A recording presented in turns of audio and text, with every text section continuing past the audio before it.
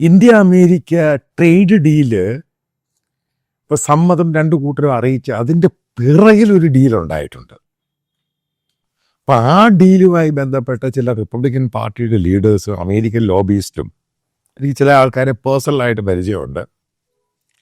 അപ്പൊ അവര് പറഞ്ഞ അതാണ് വലിയ ഡീല്, ഇത് ചെറുതാണ് അത് വലുത് എന്ന് പറയുന്ന പോലെ ഇതിന്റെ പിറകിലുണ്ടായ ഡീൽ എന്ന് പറയുന്നത് വെനൂസില് അമേരിക്ക പിടിച്ചെടുത്ത ഒരു രാജ്യമാണ്. അതിന്റെ പ്രസിഡന്റിനെ ഒരു സുപ്രഭാതത്തിൽ അടിച്ചുകൊണ്ടെങ്കിൽ പോയി. അവിടെ 2ഓളം പ്രധാനപ്പെട്ട ചൈനീസ് കമ്പനികളാണ് വെനൂസിലൻ ഓയിൽ എക്സ്പ്ലോർ ചെയ്തുകൊണ്ടിരുന്നത്. ഏറ്റവും കൂടുതൽ ചൈനയിലാണ് പോയിക്കൊണ്ടിരുന്നത്. എന്താണ് അമേരിക്കൻ ട്രംപ് അഡ്മിനിസ്ട്രേഷന്റെ വാഗ്ദാനം? അതിനു പകരം ഇന്ത്യൻ കമ്പനികൾക്ക് അവിടെ ഓപ്പറേറ്റ് ചെയ്യാം. അതൊരു ഭയങ്കര പോസിറ്റീവ് സ്റ്റെപ്പാണ്. ഈ ട്രേഡ് ഡീലിനേക്കാളും വലിയ ഡീലാത്. അതായത് നിങ്ങൾ എന്തിനെ റഷ്യയുമായിട്ടും മറ്റുള്ള രാജ്യങ്ങളുമായിട്ടും ചൈനയുമായിട്ടൊക്കെ പ്രശ്നം ഉണ്ടാക്കുന്നത്? നിങ്ങൾക്ക് വെനൂസിലയില് അതായത് അവിടെ എക്സ്പ്ലോർ ചെയ്ത് ഇന്ത്യക്ക് കൊണ്ടുപോകാം. അപ്പൊ ഇന്ത്യൻ കമ്പനികൾക്ക് അവിടെ ഓപ്പറേറ്റ് ചെയ്യാം. അപ്പൊ ഇന്ത്യക്കാർക്ക് അവിടെ ജോലി കിട്ടും. കാരണം അവിടെ ഈ വെനൂസില എന്ന് പറയുന്ന ഏറ്റവും കൂടുതൽ ഓയിൽ റിച്ച് ആയിട്ടുള്ള രാജ്യമാണ്. അത് എക്സ്പ്ലോർ ചെയ്തിട്ടില്ല. പഴയ രീതിയിലുള്ള ടെക്നോളജിയാണ് ഉപയോഗിക്കുന്നത്. ഇന്ത്യയിൽ ഇത് പറയുന്ന ഓയിൽ എക്സ്പ്ലോറേഷന് പറ്റിയ ടെക്നോളജി ഉണ്ട്. ഇന്ത്യൻ പബ്ലിക് സെക്ടേഴ്സ് ഉണ്ട്, പ്രൈവറ്റ് കമ്പനികളുണ്ട്, റിലയൻസ് ഉണ്ട്, മറ്റുള്ള കമ്പനികളുണ്ട്. ഒരു ട്രേഡ് ഡീലിന്റെ പുറകിൽ ഒരു ഡീലുണ്ട്. ഇതാണ് ഞാൻ പറയുന്നത്. പല കാര്യങ്ങളും ഇത് പബ്ലിക്കുമായിട്ടൊന്നും ഇന്ററാക്ട് ചെയ്യത്തില്ല. അതുകൊണ്ടാണ് മോദി വീണുപോയത് ബേസിക്കലി. കാരണം ചൈനയെ റീപ്ലേസ് ചെയ്തിട്ട് അമേരിക്കയുടെ ക്യാപ്ചർ ചെയ്തിരിക്കുന്ന ആ രാജ്യത്ത് ഇന്ത്യൻ കമ്പനികൾക്കും ഇന്ത്യയിലുള്ള ഇന്ത്യക്കാർക്കും തൊഴിൽ കിട്ടുന്നു. അതൊരു മാസ്റ്റർ സ്ട്രോക്കാണ് ബേസിക്കലി. അവിടെയാണ് മോദി ഗവൺമെന്റ് യെസ് പറഞ്ഞു, ഓക്കെ നമ്മൾ ഈ ഡീലുമായിട്ട് പോകാം, നമ്മൾ വെനൂസിലേക്ക് വാങ്ങാം. അതായത് ചൈനീസ് കമ്പനികളെ റീപ്ലേസ് ചെയ്തെടുത്ത് ഇന്ത്യൻ കമ്പനികൾ ഓപ്പറേറ്റ് ചെയ്യുന്നു, ഇന്ത്യക്കാർക്ക് ജോലി കിട്ടുന്നു. കാരണം ലക്ഷക്കണക്കിന് ഇന്ത്യക്കാർക്ക് ജോലി കിട്ടും. കാരണം ലോകത്തെ എനർജി ഇല്ലാതെ ഒരു രാജ്യത്തും മുന്നോട്ട് പോകാൻ കഴിയത്തില്ല. അപ്പൊ അമേരിക്കയ്ക്ക് എന്താണ് അതിൻ്റെ ട്രേഡും അതിൻ്റെ ഫീസും ആ സംഭവം കൊടുത്താൽ മതി. അതായത് ഇന്ത്യക്ക് ഡയറക്റ്റ് ട്രേഡ് ചെയ്യുക. ഇതാണ് അഡ്വാൻറ്റേജ് എന്ന് പറയുന്നത്. അതാണ് ട്രേഡിൻ്റെ തിരശ്ശീലയ്ക്ക് മുമ്പിലും തിരശ്ശീലയ്ക്ക് പിറകിലും എന്താണ് നടക്കുന്നത്. അതിനുവേണ്ടി തന്നെയാണ് ഇന്ത്യയുടെ ഫോറിൻ മിനിസ്റ്റർ ജയശങ്കറിനെ വളരെ നേരത്തെ വിളിപ്പിച്ചു. അതേപോലെ അമേരിക്കയുടെ ഇന്ത്യൻ അംബാസഡർ സെർജിയോ ഗോർ, അദ്ദേഹം ഇന്ത്യൻ പ്രധാനമന്ത്രിയുമായിട്ട് ഇന്ത്യൻ അഡ്മിനിസ്ട്രേഷനുമായിട്ട് ഡിസ്കഷൻ പല ആവർത്തി നടത്തി. ഇതിനകത്ത് ഏറ്റവും പ്രധാനപ്പെട്ട സംഭവമാണ് ചൈനയെ റീപ്ലേസ് ചെയ്യും. ചൈനക്കാർ തിരിച്ചുപോയി അവിടെ ഇന്ത്യൻ കമ്പനികളായിരിക്കും ഇനി അത് ഓപ്പറേറ്റ് ചെയ്യുന്നത്. അത് ചൈനയ്ക്ക് കൊടുക്കുന്ന ഏറ്റവും വലിയ അടിയാണ്. ഇതാണ് ഡ്രീം എന്ന് പറയുന്നത്. ഇതാണ് സ്വപ്നത്തിൽ പോലും കാണാൻ കഴിയാത്ത കാര്യങ്ങളാണ് ചിലതൊക്കെ നടക്കുന്നത്. ഇതാണ് ഞാൻ ഈ പല ആവർത്തി പറയുന്ന അമേരിക്ക എന്ന് പറഞ്ഞ രാജ്യം വിചാരിച്ചാൽ ലോകത്ത് എന്തു കുന്തവും നടക്കും. അതേപോലെ തന്നെ മറ്റൊരു സംഭവമുണ്ട്. അതായത് ഉക്രൈൻ റീബിൽഡ് ചെയ്യണം. ഉക്രൈൻ റീബിൽഡ് ചെയ്യാൻ ഏകദേശം 1 ട്രില്യനും 2 ട്രില്യനും ഒക്കെ മുകളിലോട്ട് പോകും. ഇത് ഹ്യൂജാണ് സംഭവം. ഉറപ്പായിട്ടും ഈ പറയുന്ന യൂറോപ്യൻ യൂണിയനും മറ്റുള്ള രാജ്യങ്ങളും അമേരിക്ക ഉൾപ്പെടെ ഇൻവെസ്റ്റ് ചെയ്യുക. അമേരിക്കൻ കമ്പനികളായിരിക്കും നിയന്ത്രണം മുഴുവനും. അവിടെയും ഇന്ത്യൻ കമ്പനികൾക്ക് റീബിൽഡിൽ പാർട്ടാകുക. അതായത് ഇന്ത്യക്കാർക്ക് ഇഷ്ടം പോലെ ആൾക്കാർക്ക് ജോലി കിട്ടും. പിന്നെ മറ്റൊരു സംഭവം ഉണ്ട്, അത് നിങ്ങളത് മറക്കരുത്. അമേരിക്കയും ഉക്രൈനും തമ്മിലൊരു ഡീലുണ്ട്. അതായത് ഉക്രൈനിൽ അൺടാപ്പ് ചെയ്യാത്ത അവിടെ മിനറൽസും LPG ആണെങ്കിലും അതേപോലെ തന്നെ മറ്റുള്ള റെയർ എർത്ത് ആണെങ്കിലും ക്രൂഡാണെങ്കിലും, കാരണം ഇന്നും അത് എക്സ്പ്ലോർ ചെയ്യാൻ കാരണം അവരുടെ പണമില്ല. അപ്പൊ അതിനകത്തും ഇന്ത്യക്ക് പാർട്ടിസിപ്പേറ്റ് ചെയ്യുക. ട്രംപിന് ഈ യൂറോപ്യൻ രാജ്യങ്ങളെ കണ്ടുവിടുക. കാരണം ഇന്ത്യ മുന്നോട്ട് കൊണ്ടുവരും. ഇത് തന്നെയാണ് അമേരിക്കയുടെ ഏറ്റവും വലിയ ആഗ്രഹം. ചൈനയെ കൗണ്ടർ ചെയ്യാൻ ഇന്ത്യ കൊണ്ടുവരിക. അവിടെയും മോദിക്കും ഇന്ത്യ ഗവൺമെന്റിനും ഇന്ത്യക്കാർക്ക് പോസിബിൾ ഓപ്ഷൻ കൊടുക്കുകയാണ്. രണ്ടാമത്തെ ഓപ്ഷൻ. കാരണം അൺടാപ്ഡ് ആണ്, വലിയ രാജ്യമാണ്. എക്കണോമിക് ഗ്രോത്ത് ഉണ്ടാകാൻ പോകുന്ന രാജ്യമാണ്. അവരിൽ പണമില്ല, മറ്റുള്ള രാജ്യങ്ങൾ ഫണ്ട് ചെയ്യണം. വാറ് വന്ന് നശിച്ച രാജ്യം, അത് റീബിൽഡ് ചെയ്തേ മതിയാവത്തുള്ളൂ. അപ്പം അവിടെ ഇന്ത്യൻ കമ്പനികൾക്ക്, ഇന്ത്യക്കാർക്ക് ജോലി മാത്രമല്ല, ഇന്ത്യക്ക് അവിടെ സമ്പൂർണ്ണമായിട്ടും ബിസിനസ് നടത്താം.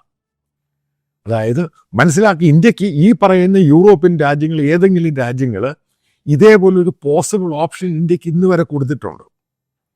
ഇതെല്ലാവരും പറയുന്നു, കൈ കുടിക്കുന്നു, ചായ കുടിക്കുന്നു, പോകുന്നു. ഈ പറയുന്ന വ്ളാദിമിർ പുടിന് തരാൻ പറ്റിയിട്ടില്ല. കാരണം ഉക്രൈൻ അങ്ങനെ വലിയ ക്രൈസിസിലായിപ്പോയി. അതുകൊണ്ട് തന്നെയാണ് ഡാവോസിൽ നിങ്ങൾക്ക് ഓർമ്മയുണ്ട്, മറ്റുള്ള രാജ്യങ്ങളെല്ലാം അമേരിക്ക തെറി പറഞ്ഞപ്പോഴും ഏറ്റവും വിക്റ്റിമായിട്ടുള്ള ഉക്രൈൻ പ്രസിഡന്റ് അമേരിക്ക തീരുമാനിച്ചാൽ അവിടെ എന്തെങ്കിലും നടക്കൂ. മറ്റുള്ള രാജ്യങ്ങൾ പറയുന്നതിൻ്റെ അകത്ത് യാതൊരു വാലിഡിറ്റി ഇല്ല, അവിടെ ഒന്നും നടക്കില്ല. ഓർമ്മയുണ്ടായിരിക്കും അയാളുടെ പ്രസംഗം എന്താണെന്ന്. നേരെ യു-ടേൺ ആണ് പറഞ്ഞത്. കാരണം അയാൾക്കും ഉക്രൈനും അറിയാം, അമേരിക്ക തീരുമാനിച്ചാൽ ലോകത്ത് എന്തെങ്കിലും നടക്കും. ഉക്രൈനിൽ വാറ് നിർത്താനാണെങ്കിലും ഫർദർ എങ്ങനെയാണെങ്കിലും പോകുവാൻ സാധിക്കും. ഞാൻ അറിയാൻ സാധിച്ചത്, വരാൻ പോകുന്ന 1-2 ആഴ്ചയ്ക്കുള്ളിൽ ഉക്രൈനിയൻ പ്രസിഡന്റ് ഇന്ത്യ സന്ദർശിക്കാൻ പോവുകയാണ്. നോക്കുക, പുടിൻ വന്ന സമയത്ത് ഇന്ത്യൻ അഡ്മിനിസ്ട്രേഷൻ വളരെയധികം എഫോർട്ട് എടുത്തു ഉക്രൈനിയൻ പ്രസിഡന്റിനെ കൊണ്ടുവരാൻ വേണ്ടി. അന്ന് ഈ യൂറോപ്യൻ യൂണിയൻ രാജ്യങ്ങളെല്ലാം തള്ളിക്കളഞ്ഞു. പക്ഷേ ഇന്ന് അമേരിക്കൻ പ്രസിഡന്റ് ഇനിഷ്യേറ്റീവ് എടുക്കുവാണ്.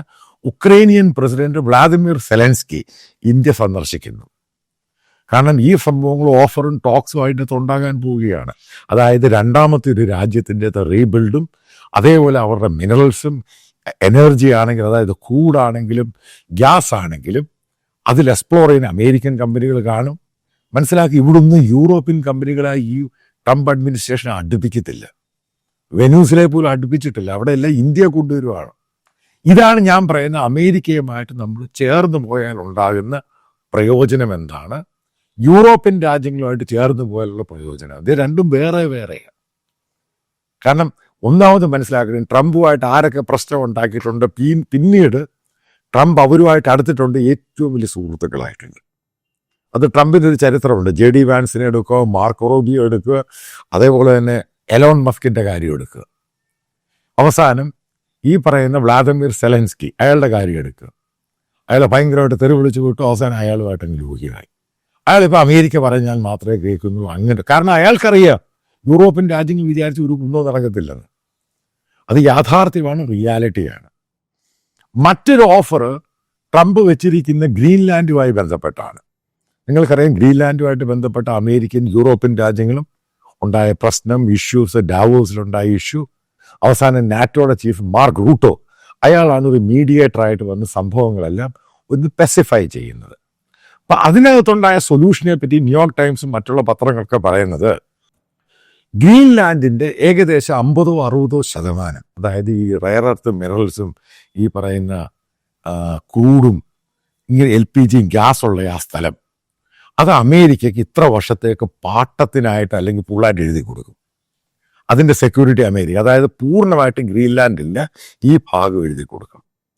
ഇനി നിങ്ങൾ ആലോചിക്കണേ, എന്തുകൊണ്ടാണ് ഗ്രീൻലാൻഡിൽ യൂറോപ്യൻ രാജ്യങ്ങൾക്കും ഈ ഡെൻമാർക്കിനും അവിടെ എന്തും ചെയ്യാൻ? അവരിൽ പണമില്ല, അവർ ഈ പറയുന്ന പോലെ ടെക്നോളജി ഒന്നുമില്ല. കാരണം നിങ്ങൾ ആദ്യം മനസ്സിലാക്കേണ്ട ഒരു പോയിന്റ് ഉണ്ട്, ഈ പല രാജ്യത്തും പല മിനറൽസും സംഭവങ്ങളൊക്കെ ഉണ്ട്. ഇന്ത്യയിലില്ലേ ഈ പറയുന്ന റയർ എർത്ത് എന്ന് പറഞ്ഞ് ഇഷ്ടം പോലെ ഉണ്ട്. പക്ഷെ അത് ഡെവലപ്പ് ചെയ്യാനുള്ള ടെക്നോളജിയും റിസോഴ്സും ഇന്ത്യക്കില്ല. അതാണ് ഈ പാക് സിലിക്ക എന്ന് പറഞ്ഞ ഒരു കോർഡിനേഷൻ ഒരു കോൺഫെഡറേഷൻ ഉണ്ടാക്കിയിരിക്കുന്ന അമേരിക്ക. അതിൻ്റെ അകത്ത് ഇന്ത്യ ആക്റ്റീവാണ്. അപ്പോൾ ഈ ഗ്രീൻലാൻഡിൻ്റെ പ്രത്യേകത എന്തുവാ?